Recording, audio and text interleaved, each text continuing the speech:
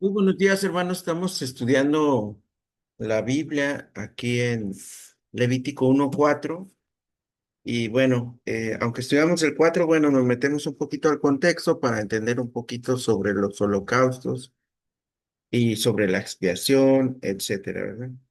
Pero Levítico 1:4 es cuando pones la mano sobre bueno, ponían pues la mano sobre el animalito y este les servía de expiación, o sea, podían transferir de alguna forma sus pecados de forma simbólica, pues, y ese era el asunto entonces aquí en Levítico 1:4. Y lo voy a leer en la Biblia de Jerusalén. Este, dice, impondrá su mano sobre la cabeza de la víctima y le será aceptada favorablemente para expiación. Dice nuestro texto de hoy para meditar sobre la expiación. Y pondrá su mano sobre la cabeza del holocausto, dice la Reina Valera, irá aceptado y será aceptado para expiación suya. Carlos Spurgeon hace una breve meditación devocional sobre este asunto en su libro Cheques en Blanco. Y dice así. Dice, tan pronto como el que presentaba el holocausto ponía la mano sobre la víctima, ésta era aceptada, con cuánta más razón lo será Cristo, nuestra víctima, cuando sobre él ponemos la mano de la fe. En ti mi fe se apoya, en ti Jesús, mi gloria y embleso. En tanto que afligido y penitente, mi culpa yo confieso. Dice ahí, no sé si este estribillo es de una alabanza, quizás de un himno, yo no lo reconozco, o es una pequeña poesía que hizo Carlos Spurgeon. Si Dios aceptaba un becerro en expiación del pecado, dice Carlos Spurgeon, cuanto mayor motivo aceptará Dios el sacrificio de Jesús, que fue nuestra propiciación completa y suficiente. Discuten algunos la doctrina de la sustitución. Para nosotros, esa sustitución es nuestra esperanza, nuestro gozo, nuestra gloria, nuestro todo. Jesús es aceptado por nosotros como nuestra expiación y nosotros somos aceptos en el amado. Dice Carlos Spurgeon, lector, pon tu mano ahora mismo sobre el sacrificio consumado de Jesús y recibirás bendición completa. Si nunca lo hiciste, extiende con fe tu mano, si, sin demora alguna. Jesús será tuyo si quieres que lo sea. Apóyate en él ahora mismo con todas tus fuerzas. Tuyo es. No abrigues la menor duda. Estás reconciliándote con Dios. Estás reconciliado con Dios. Tus pecados son borrados y tú eres penitencia y tú eres pertenencia, perdón, del Señor. Disculpe mi mala lectura, pero aquí está Carlos Spurgeon diciendo eso, ¿verdad? Bueno, el holocausto entonces, en Levítico, eh, era un asunto muy importante esta presentación entonces que estamos haciendo, como dice su diapositiva. Explora el significado y la práctica del holocausto, ¿verdad? Tal como se describe en el libro de Levítico. Lo que vamos a hacer es analizar el propósito como ofrenda de expiación y la adoración, ¿verdad? ¿Qué es el holocausto? El holocausto, conocido en hebreo como olá, es una de las ofrendas más antiguas y significativas de la tradición bíblica, especialmente tradición también de los hebreos. Su particularidad reside en que la ofrenda era completamente consumida por el fuego en el altar, ascendiendo en su totalidad a Dios como un olor grato. No se reservaba ninguna parte para el oferente ni para los sacerdotes. Eso es lo que enseña entonces sobre el holocausto. Ahora, esta ofrenda, como ustedes ya saben, debería de ser sin defecto. Aquí en Levítico, el versículo 3 y el versículo 10 nos enseña que esta ofrenda debía de ser sin defecto. Aunque cuando se refiere a las ofrendas de los pobres, que eran, por ejemplo, las aves, no se les pedía tantas cualidades. Sin embargo, por ejemplo, nuestro Señor Jesucristo, a José y María, cuando iban a presentar al Señor y hacer una ofrenda por el niño, ellos llevaron palomas, ¿no? El énfasis de sin defecto es ofrecer algo que le cuesta al adorador, ¿verdad? Algo que va a buscar, que le va a tomar más tiempo conseguir algo que esté bien, de buena calidad. Y también le cuesta más dinero, le cuesta más tiempo, le cuesta en todos los sentidos. Malaquías, por ejemplo, condenaba a sus lectores en el tiempo de Malaquías. Recuerde que Malaquías predicó después de que Judá regresó de Babilonia, del cautiverio babilónico, regresaron a Jerusalén y estaban levantando otra vez el sistema de sacrificios y de adoración judía del Antiguo Testamento todavía, y él insistía a las personas que ofrecieran buena calidad en lo que le entregaban al Señor sin defecto, y hasta les reclama, vayan y déselo a las personas que les gobiernan, a un gobernante a ver si se lo recibe. Entonces, ¿cómo pues se lo entregan así a Dios? El principio aquí es que el Señor quiere lo mejor de su pueblo en vez de lo que sobra, no las obras. Muchas veces nosotros como creyentes le damos las obras al Señor, le damos las obras de nuestro tiempo, esculcamos en nuestras ofrendas o diezmos de lo que nos sobra, lo último que queda por ahí. Entonces siempre estamos acostumbrados a esto. Realmente el holocausto nos enseña más sobre esto. Muchas veces el pueblo de Dios le da el fruto de verano en vez de la primicia. Así que los holocaustos nos enseñan, los sacrificios también nos enseñan que Dios demanda lo mejor de toda la vida, no solamente de los sacrificios de animales. Se le debe lo mejor del tiempo y de los talentos, tal como las cosas materiales. Por ejemplo, observen la mayoría de nosotros cómo tratamos a Dios, le damos las obras de nuestro tiempo, la mayor veces solamente asistimos al culto el domingo y si bien le va al Señor, porque a veces la gente no se presenta a la iglesia en mucho tiempo.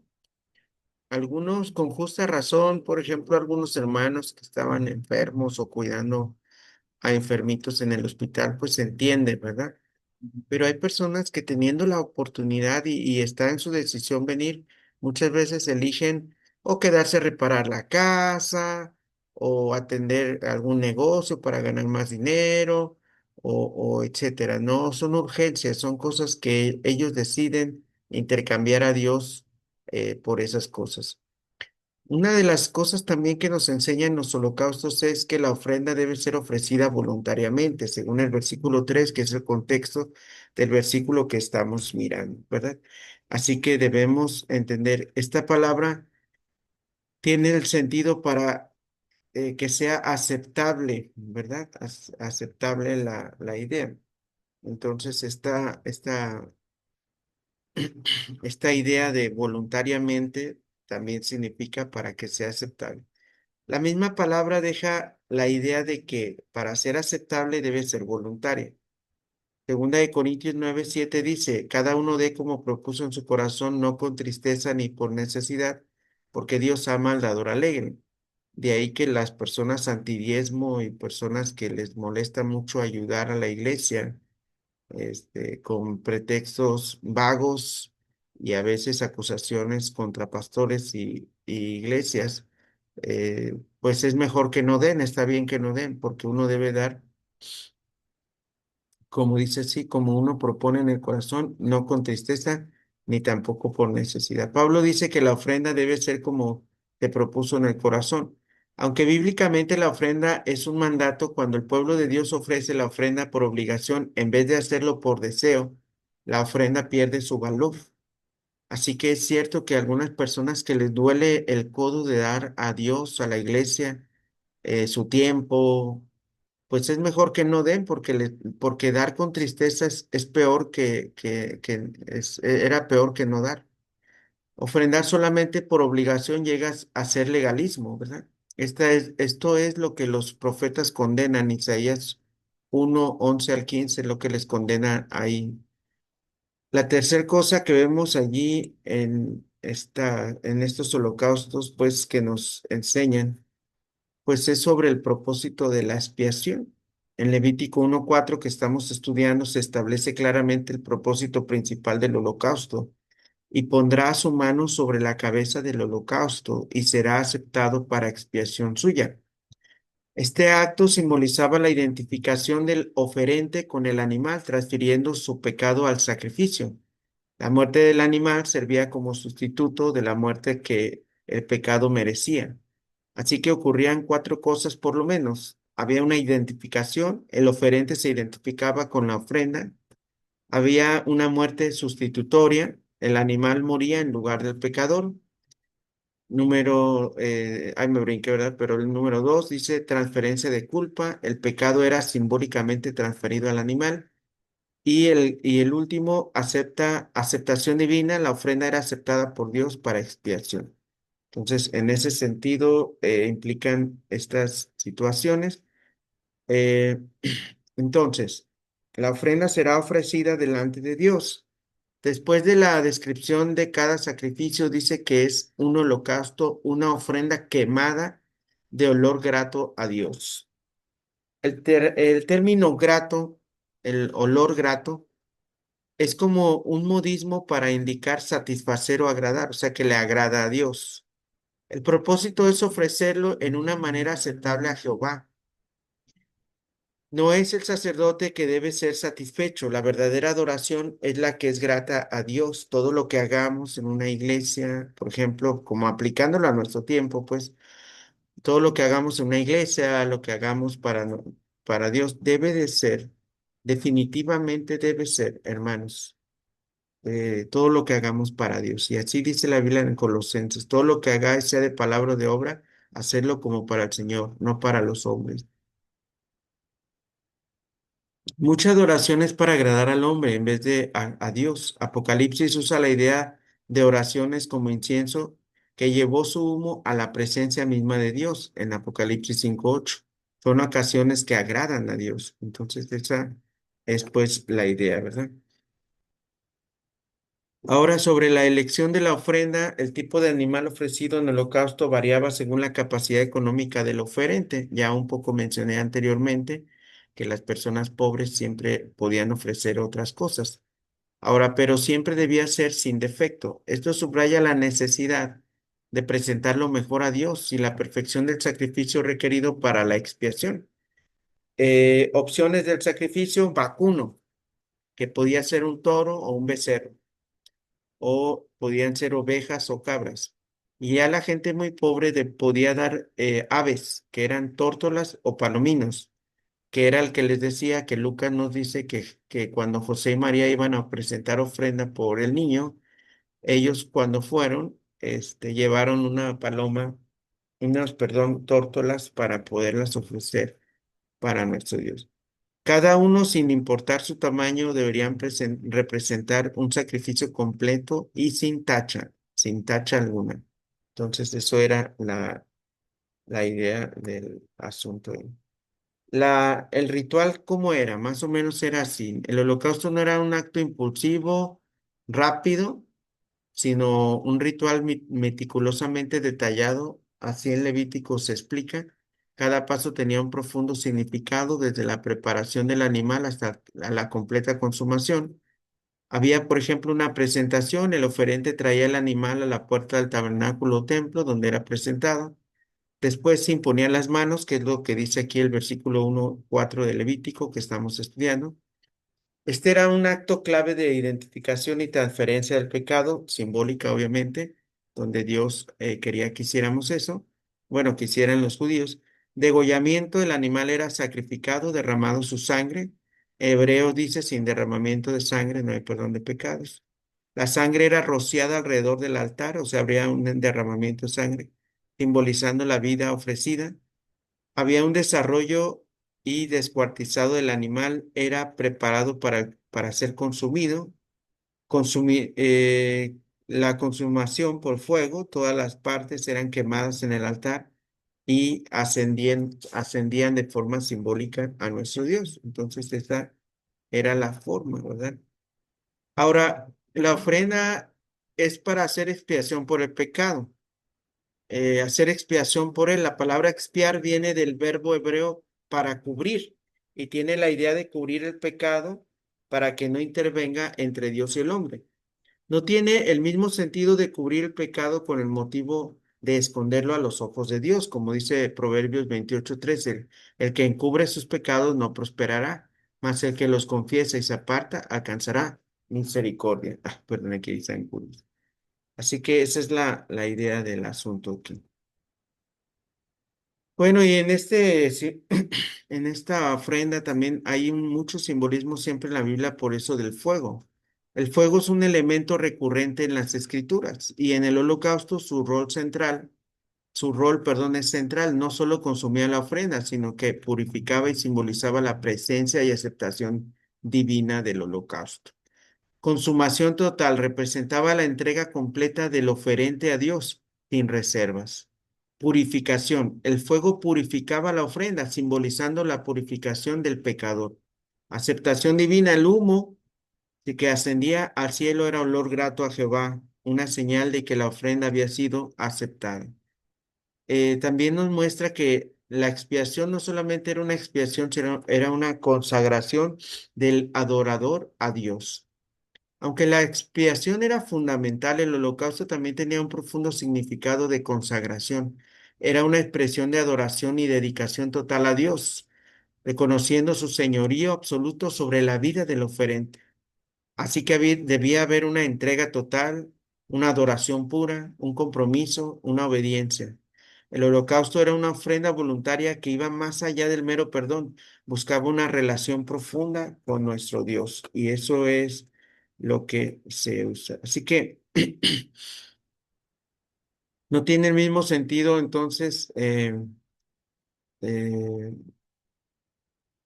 que solamente hagas un simple rito, sino quería consagrarte a nuestro Dios. Así que esta expresión pondrá su mano es la expresión del arrepentimiento y confesión para la expiación de los pecados. La persona que trajo la ofrenda es la que puso la mano sobre el animalito. Así se identificó con el pecado. Es interesante el verbo para poner que se usa aquí en el verso 4. En el hebreo es una palabra que indica apoyarse. Así la idea es confiar en. Era un acto de fe. El holocausto descrito aquí en este capítulo 1 era la ofrenda para la expiación y se relaciona con otros sacrificios explicados aquí mismo en Levítico en el capítulo 4 y capítulo 7. Esta ofrenda está mencionada, por ejemplo, en Job 1:5. Acontecía que habiendo pasado el turno de los días del convite, Job enviaba y los santificaba y se levantaba de mañana y ofrecía holocaustos conforme al número de todos ellos, porque decía Job, quizá habrán pecado mis hijos y habrán blasfemado contra Dios en sus corazones. De esta manera hacía todos los días. Ahora, otra cosa importante es que esta participación de la gente, los sacerdotes servían como instrumentos de Jehová en la adoración, pero la gente era participante activa, en vez de ser un espectador, como ahora se acostumbra, que la gente simplemente ve. Pondrá su mano, o sea, tocaba, palpaba. Otra vez la participación de la persona se ve en que degollara, en el versículo 5 degollará al novillo. Es una referencia a Aarón o a la persona que estaba sacrificando. ¿Quién era el que degollaba al novillo? ¿El que ponía la mano sobre el novillo, o sea, el pecador? ¿O Aarón, el sacerdote? Debe ser una referencia a la persona ofreciendo el sacrificio porque hasta este punto, en el capítulo 1, todos los usos del pronombre él vuelven al versículo 2, alguno de ustedes, o sea que el sujeto, pues, de la acción del verbo de degollar, analizando desde el versículo 2 nos da como conclusión que es el oferente, o sea, el ofrendante, el que está ofrendando el animal, el que debía hacer el sacrificio. Literalmente tenía que degollar al animal. Estos sacrificios incluían el rociamiento de sangre sobre el altar, como ya vimos. Levítico 17:11 dice que la sangre es la vida. El hebreo no creía en la división de personas, alma y cuerpo, sino en la unidad de la persona. El cuerpo tiene que morir para hacer la expiación del pecado. La sangre rociada sobre el altar es la presentación de la vida a Dios. Así que todo esto es lo importante de este tema, ¿verdad? Ahora pasemos a algo muy importante, el paralelismo del sacrificio de Cristo con este tipo de sacrificios. Para los creyentes, el holocausto del Antiguo Testamento prefigura a Cristo, al sacrificio de Jesucristo. Hay paralelismos significativos que revelan la continuidad del plan divino de redención. De esto surgen tres cosas. Sacrificio sin defecto, también podemos decirlo de Cristo. Pedro dijo, este, la Biblia dice pues que nunca cordero sin mancha y sin contaminación, dice Primera de Pedro 1:19. También dice que nunca se halló maldad, aunque no se halló maldad en él, también dice consumación completa. El sacrificio de Cristo fue una entrega total, ofreciéndose a sí mismo sin mancha a Dios, dice Hebreos 9:14. Expiación definitiva, dice la Biblia. Su muerte fue la expiación final y suficiente por los pecados de la humanidad, cumpliendo lo que los holocaustos solo podían simbolizar. Así que, ¿qué tiene que ver con nosotros ahora en el 2025? Aunque ya no practicamos los holocaustos literales, los principios espirituales que se encarnan siguen siendo relevantes para nuestra fe moderna. Por ejemplo, podemos ver tres cosas. La primera es que también Dios nos pide a nosotros una entrega total. Pablo lo dijo en Romanos 12:1, eh, que nos presentemos a Dios como sacrificio vivo, santo, agradable a Dios. O sea, es una entrega, una consagración total. Siempre ha sido el deseo de Dios que las personas nos consagremos a nuestro Dios. Debe de haber un reconocimiento del pecado, o sea, entender la seriedad del pecado y la necesidad de la expiación provista por nuestro Señor Jesucristo. Por otro lado, debe de haber una adoración genuina, adorar a Dios con todo nuestro ser, reconociendo su soberanía y su amor. Debe de esforzarse en eso. Por último, en estas conclusiones, terminamos con cuatro conclusiones para nuestro tiempo. El holocausto en Levítico es mucho más que un ritual antiguo, es una ventana a la comprensión de la expiación, la consagración y la profunda relación entre Dios y su pueblo a través de Jesucristo, nuestro Salvador. Debemos entender que hay un propósito divino, un camino de expiación y adoración total, que es la que debemos usar para nuestro cristianismo actual. Simbolismo rico, cada detalle del ritual apuntaba a verdades espirituales profundas que se centraban en Cristo. Y esto nos lleva a que todo prefiguraba, había una prefiguración perfecta, o sea, señaló hacia el sacrificio definitivo y completo de Jesucristo. Y por último, había una relevancia continua. Nos enseña sobre la entrega, el perdón y la adoración en la vida del creyente de hoy. Dios te bendiga. Te dejo esto para meditar. Recuerda, fuimos salvos y debemos poner solo nuestra fe en el gran sacrificio que sí limpia nuestros pecados, que es Jesucristo. Eh, Te dejo esto para meditar. ¿De qué manera te puedes practicar esto en tu vida? ¿De qué manera te anima? ¿De qué manera esto te consuela? ¿De qué manera esto te da visión? ¿De qué manera esto te alegra el día? Dios te bendiga.